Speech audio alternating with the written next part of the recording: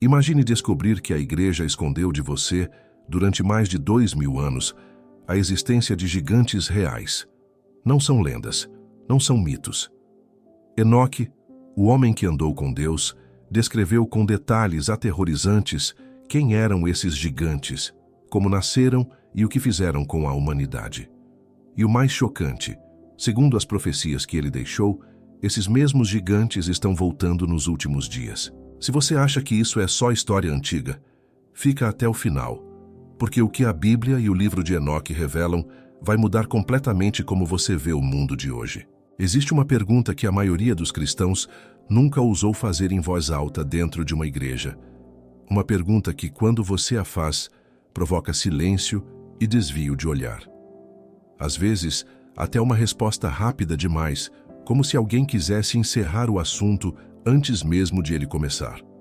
Essa pergunta é simples, mas devastadora. Por que o livro de Enoque foi retirado do cânon bíblico? Por que um texto citado pelo próprio apóstolo Judas, no Novo Testamento, foi considerado perigoso o suficiente para ser escondido por mais de 2000 anos? Se o Espírito Santo guiou a escrita do Novo Testamento, e esse Espírito permitiu que Judas citasse Enoque com autoridade profética, então o que Enoque tinha a dizer merecia ser ouvido. Mas a igreja decidiu diferente, e essa decisão custou muito à fé do povo. O apóstolo Judas, no versículo 14, cita diretamente: Enoque, o sétimo depois de Adão, profetizou a respeito deles. Isso não é coincidência, é uma confirmação inspirada. E durante séculos, o que Enoque descreveu foi enterrado debaixo de camadas de silêncio institucional, enquanto milhões de fiéis foram privados de uma verdade que estava registrada em palavras antigas, preservadas e vivas. O livro de Enoque foi descoberto em sua versão completa apenas no século XVIII, quando o explorador escocês James Bruce trouxe cópias da Etiópia. Até hoje, a Igreja Ortodoxa Etíope é a única que o mantém como parte oficial de seu cânon sagrado. No Ocidente cristão, o texto foi sendo varrido para debaixo do tapete, tratado como apócrifo, como suspeito, como algo que o fiel comum não precisava conhecer. Mas o fiel comum começou a perguntar, e a resposta para esse silêncio, para esse apagamento deliberado, está nos gigantes, naquilo que Enoque descreveu com uma clareza que ultrapassa a imaginação humana comum. Antes de entendermos quem eram essas criaturas, precisamos entender quem era o homem que as viu, as conheceu e deixou um registro profético sobre o que elas representam para os últimos dias da história. Enoque não era um profeta qualquer. A Bíblia diz em Gênesis 5:24 algo que não diz sobre mais ninguém nas genealogias de Adão. Enoque andou com Deus e já não existia, porque Deus o tomou. Ele não morreu. Ele foi trasladado. Em toda a história da humanidade, apenas 2 pessoas tiveram esse destino: Enoque e o profeta Elias. Isso não é um detalhe, é um marco de autoridade espiritual sem paralelo. Esse sinal nos diz que esse homem vivia em uma dimensão de intimidade com Deus que poucos seres humanos jamais alcançaram. E foi justamente desse lugar de profunda comunhão que Enoque recebeu visões que a mente humana comum dificilmente consegue processar. Ele viu os anjos em sua forma real, viu as estruturas do céu, viu o trono de Deus de uma perspectiva que nenhum outro profeta descreveu com tanta riqueza de detalhes, e viu com clareza que arrepia a origem, a natureza e o destino dos seres que a tradição bíblica chama de Nefilim. Os gigantes que nasceram da união entre os filhos de Deus e as filhas dos homens, como está registrado em Gênesis 6:4. Havia gigantes na terra naqueles dias, e também depois quando os filhos de Deus se uniram às filhas dos homens, e elas lhes deram filhos. Estes foram os valentes que houve na antiguidade, os varões de renome. Mas quem eram esses filhos de Deus? Aqui começa um debate que a igreja institucional preferiu evitar por razões que, quanto mais você estuda, mais ficam óbvias. A interpretação mais antiga é sustentada por Justino Mártir, Ireneu, Tertuliano e Clemente de Alexandria, todos pais da igreja dos primeiros séculos. Eles afirmavam unanimemente que os filhos de Deus eram anjos caídos que transgrediram os limites de sua natureza. Enoque vai muito além do que Gênesis registra. Ele nomeia esses anjos um por um. O líder deles se chamava Semiasa, e com ele vieram 200 seres que o livro chama de vigilantes, os que velam, os que observam. Eles desceram sobre o monte Hermon, fizeram um juramento solene entre si e decidiram tomar para si o que não lhes pertencia. Essa rebelião não foi impulsiva, foi deliberada, calculada e irreversível. O que nasceu dessa união foram criaturas de estatura descomunal. Elas consumiram primeiro tudo o que a terra produzia. Depois, se voltaram contra os próprios humanos, beberam sangue e praticaram violências que o texto hebraico classifica como corrupção total da carne. A terra gemeu sob o peso dessa maldade. Por isso, em Gênesis 6:5, o julgamento de Deus é completo. Viu o Senhor que era grande a maldade dos homens na terra e que todo o desígnio do seu coração era sempre mau. É esse contexto que explica o dilúvio de uma forma que a maioria das igrejas jamais ensinou. Não foi apenas punição por pecados morais comuns. Foi a resposta divina a uma contaminação genética e espiritual que ameaçava destruir a linhagem pela qual o Messias viria ao mundo. Enoque entendeu isso. Ele profetizou isso. E por isso seu livro precisava ser silenciado por quem não queria que o povo enxergasse a profundidade do que havia acontecido. Quando você entende o dilúvio dessa forma, começa a fazer perguntas que a religião institucional não quer responder. E há algo ainda mais urgente nesse texto. Enoque não fala apenas do passado.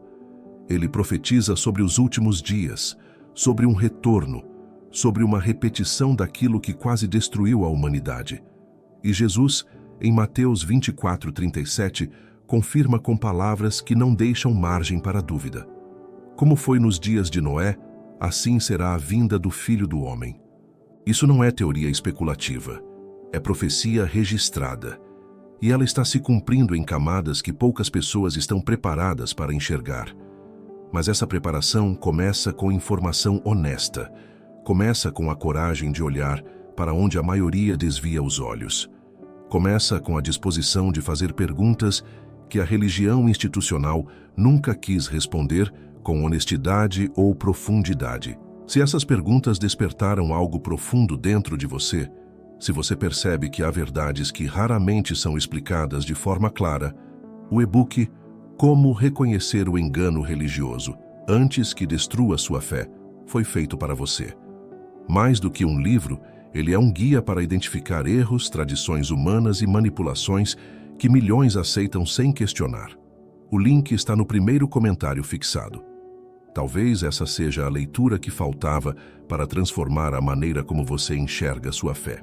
Se este canal tem sido um espaço de descoberta e aprofundamento espiritual, se inscreva agora e ative o sino.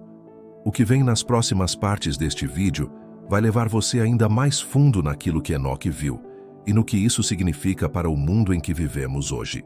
O que Enoque registrou não é apenas uma narrativa sobre seres gigantes que existiram no passado. É um mapa profético, uma estrutura que, quando lida com atenção, revela não só o que aconteceu antes do dilúvio, mas o que está sendo preparado para os últimos dias da história humana.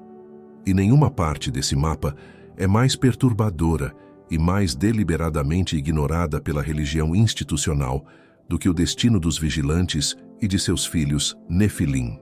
Quando os gigantes foram destruídos pelo dilúvio, seus corpos pereceram. Mas o livro de Enoque deixa claro que seus espíritos não desapareceram com eles. No capítulo 15, Enoque recebe uma revelação direta de Deus sobre o que aconteceria com esses seres. Eles afligiriam, oprimiriam e atacariam os filhos dos homens. Não comeriam, não teriam sede, não seriam vistos pelos olhos físicos. Seriam espíritos errantes, sem repouso, sem lar, sem descanso, até o dia do julgamento final. Isso é denso, é pesado. E é exatamente aqui que o livro de Enoque conecta algo que a maioria dos cristãos nunca parou para relacionar: a origem dos demônios. A tradição cristã primitiva, antes de ser domesticada pelos concílios, ensinava que os espíritos imundos, mencionados nos evangelhos, eram os espíritos dos Nefilim. Não entidades abstratas, não metáforas do mal, seres reais, com história, com origem e com intenção clara de destruição. Isso explica por que Jesus, ao expulsar os demônios, era reconhecido por eles de imediato. Em Marcos 1:24, um espírito imundo grita: "Que temos nós contigo, Jesus Nazareno? Vieste destruir-nos? Sei quem tu és, o Santo de Deus." Eles o conheciam, sabiam de sua autoridade, sabiam o que sua presença significava para o julgamento que os aguardava, porque Enoque já havia profetizado esse julgamento séculos antes do nascimento de Jesus em Belém. E há ainda um detalhe no livro de Enoque que poucas pessoas conhecem. Os próprios vigilantes, os anjos que desceram e geraram os gigantes, não foram simplesmente destruídos, eles foram aprisionados. Enoque descreve no capítulo 10 o anjo Rafael recebendo uma ordem de Deus: prender Azazel de mãos e pés, lançá-lo nas trevas, cobri-lo com pedras e deixá-lo ali para sempre, aguardando o dia do fogo eterno e do julgamento definitivo que está por vir.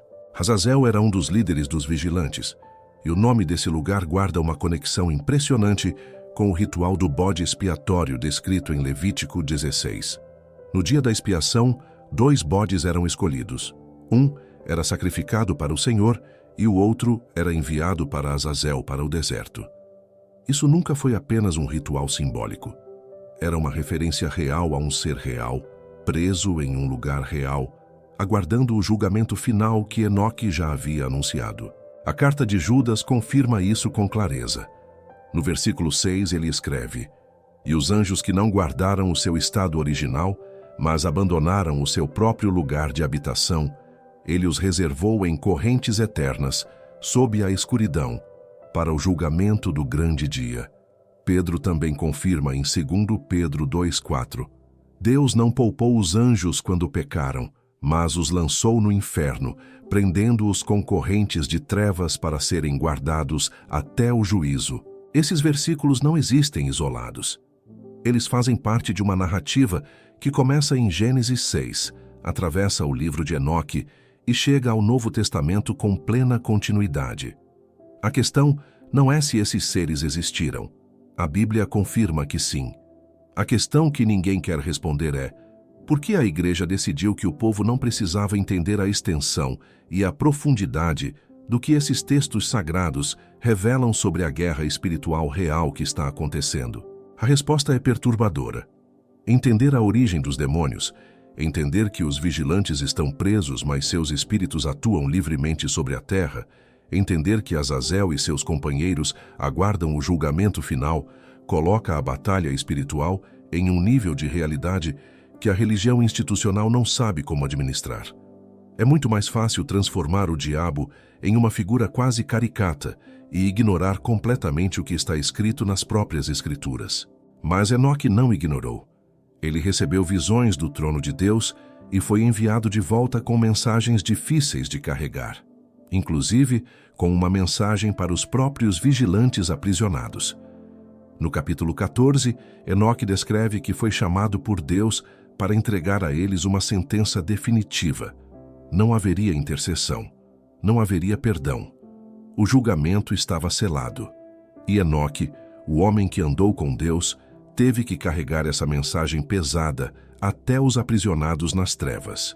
É impossível ler isso sem sentir o peso do que está sendo narrado. Um homem em carne e osso, enviado para entregar uma sentença divina a seres que haviam corrompido a criação inteira. Isso é o livro de Enoque. Não é ficção, não é mitologia. É o registro de um profeta que viu o que pouquíssimos seres humanos jamais viram e que foi considerado ameaçador demais para ficar nas mãos do fiel comum da Igreja Ocidental. O que Enoque viu não termina no passado. Depois da sentença sobre os vigilantes, ele recebe visões que olham diretamente para a frente, para um tempo em que o mundo voltaria a ser como nos dias de Noé, para um tempo em que as forças aprisionadas seriam novamente sentidas com intensidade sobre a terra, para um tempo em que a humanidade precisaria discernir com urgência total, o que está acontecendo no plano espiritual invisível ao olho natural. Esse tempo, segundo as profecias de Enoque e as palavras de Jesus em Mateus 24, é o tempo em que estamos vivendo. E quem não conhece o que foi registrado, não consegue enxergar os sinais com clareza, porque os sinais não são apenas políticos ou sociais. São espirituais, são proféticos, e estão escritos em um livro que a Igreja decidiu esconder por mais de 2000 anos, enquanto o mundo caminhava sem saber o que estava vindo sobre ele. O que Enoque descreveu sobre o comportamento dos vigilantes antes do dilúvio, sobre como eles corromperam o conhecimento, a genética e a espiritualidade da humanidade, tem paralelos alarmantes com o que vemos acontecer hoje em múltiplas esferas da vida humana. Não é coincidência. É o cumprimento de um padrão registrado com precisão profética séculos antes de Cristo. E esse padrão vai muito além do que qualquer sermão convencional está disposto a tocar ou a nomear com honestidade e coragem. Na próxima parte, vamos entrar no que Enoque profetizou especificamente sobre o retorno, sobre os sinais dos últimos dias e sobre como tudo isso conecta diretamente com o mundo que você vê ao seu redor todos os dias. Se você chegou até aqui, já sabe que o livro de Enoque não é apenas um texto antigo e esquecido. É um registro profético que atravessa séculos e aponta diretamente para o tempo em que vivemos.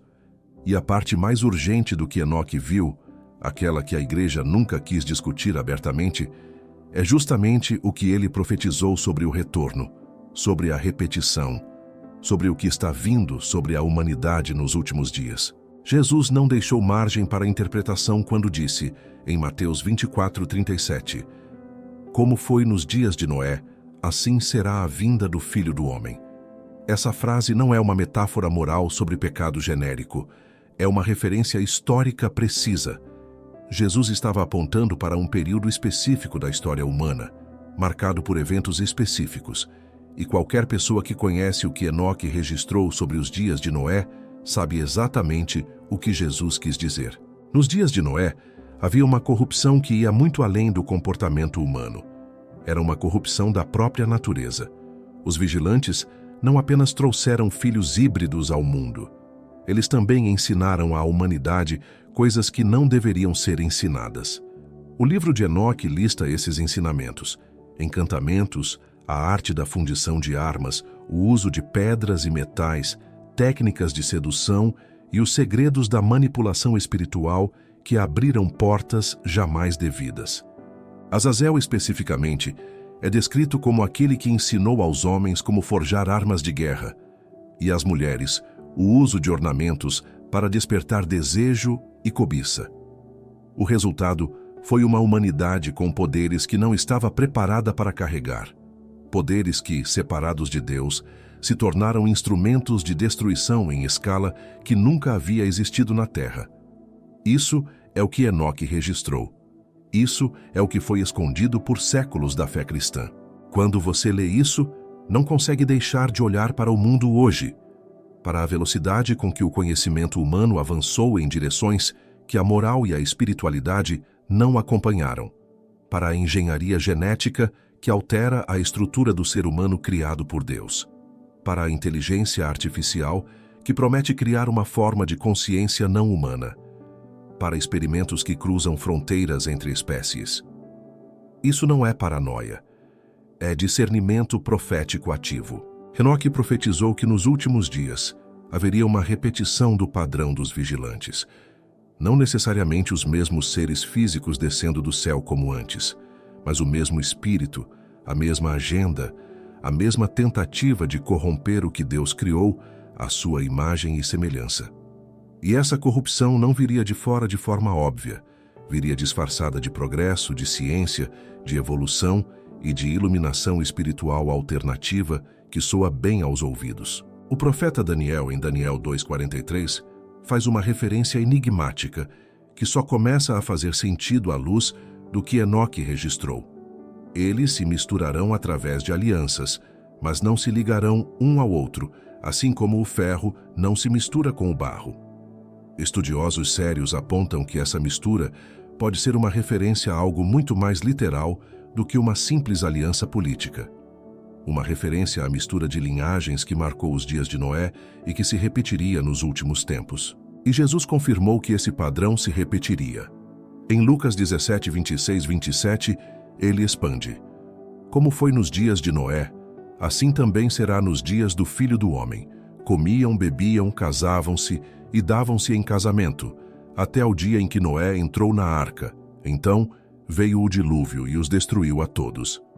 O texto grego para casamento aqui indica um tipo de união fora do padrão estabelecido por Deus. A mesma irregularidade dos dias de Noé está descrita ali. Mas há ainda outra dimensão que Enoque profetizou e que quase ninguém ensina nos púlpitos de hoje. Ele descreveu um julgamento em cascata. Primeiro, os Nefilim são destruídos. Depois, os vigilantes são aprisionados. Mas no final dos tempos, segundo Enoque, haverá um período em que essas forças serão liberadas para uma última atuação antes do julgamento definitivo. Isso ecoa o que o Apocalipse descreve no capítulo 9, quando os seres do abismo são soltos para atormentar a humanidade. Isso não é coincidência textual. É continuidade profética. O livro de Enoque e o Apocalipse de João estão descrevendo o mesmo arco, o mesmo plano, a mesma conclusão. E Enoque, que viveu gerações antes do dilúvio, viu tudo isso com uma clareza que só pode ser explicada pela mesma fonte: o próprio Deus que o tomou para si, sem que ele passasse pela morte. Há uma passagem no livro de Enoque que poucos conhecem e que deveria ser lida em toda a igreja. No capítulo 1, Enoque declara: As palavras da bênção de Enoque, com as quais ele abençoou os eleitos e os justos que serão no dia da tribulação.